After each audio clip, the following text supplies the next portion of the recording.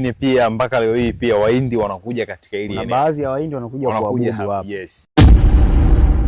Sasa huu ndo mbuyu ambao una zaidi ya miaka 500. Na kipindi hicho sasa wenyeji ambao ni Wazaramo walioishi katika hili eneo, wao hapa ndo kilikuwa kilinge cha kufanyia matambiko. Katika jamii kukiwa na janga la aina yoyote, basi wao wanakuja hapa wanafanya matambiko na lile janga linakuwa linapotea. Ukiwa na tatizo lolote wanakuja wanapiga magoti. Wanapiga magoti hapa, wanafanya dua zao, wanachinja na wanaiamini wao kipindi hicho. Wao wanafika hapo, wakishafanya mambo yao tayari, mambo yao yanakwenda sawa. Kipindi cha kiangazi labda wanaona kiangazi kimezidi, tunahitaji mvua kipindi hiki zinyeshe. Basi wao ni sehemu yao ya kukimbilia ni hii hapa. Kwa wanakuja hapo, wanakaa, wanafanya matambiko ya aina mbalimbali na wanafanikiwa.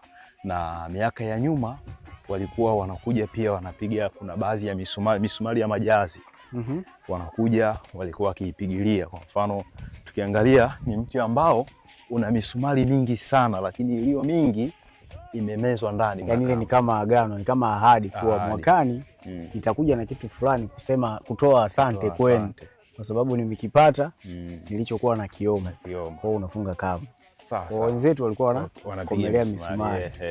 Nyumbani umekumbwa na mambo magumu, uone uelekeo, kila unachokifanya hakisimami vizuri, basi unaona ngoja uikumbuke mizimu yako. Sasa zamani kabla ya makanisa na misikiti ndio sehemu ambazo Mwafrika halisi aliabudu. Ndio imani halisi ya imani halisi ya Mwafrika. Yani si hili ndio kanisa letu sisi tunaoabudu mizimu. Umeelewa? Hii ndio imani yetu. Kwa sababu mizimu ndio miungu kabla ya kutuletea jina la Mungu ambaye wao walipunguza kwenye majina yao. Yawezekana kutoka mzungu wakaita bwana Mungu ili sisi tuweze kuabudu kwa 100% tuabudu wao. Lakini tunaabudu ni miungu iliyokuwepo ambayo iliumbwa na Muumba mwenyewe. Sasa kwa hiyo makanisa yetu na ibada zetu zilikuwa sehemu kama sehemu yao. Hapa ndio unatakiwa kushusha mizigo yako, matatizo, kilio chako, uchafu wako, vitu vyako umekosea. Hapa ndio unatakiwa kuja kuomba, kutambika na mizimu yako. Sahihi. Ni kweli kabisa.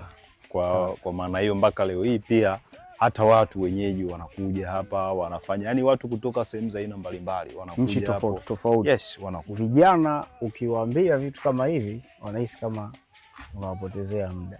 Wao wanakaa kwenye imani yao ambao wanaiamini wao. Imani ya Mwafrika ni kuabudu vitu kama hivi.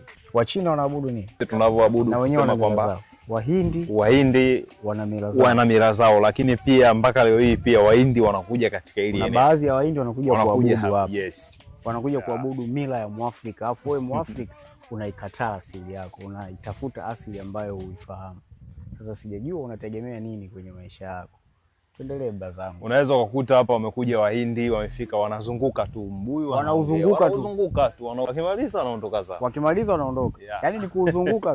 Wanajua kuna vitu vyao wanakuwa wewe Mwafrika kijana mwenzangu kama mimi nikikwambia ufanye kitu kama hiki unaona kama doni, mbona kama simuelewi. Utanielewa. Watanielewa au unasemaje?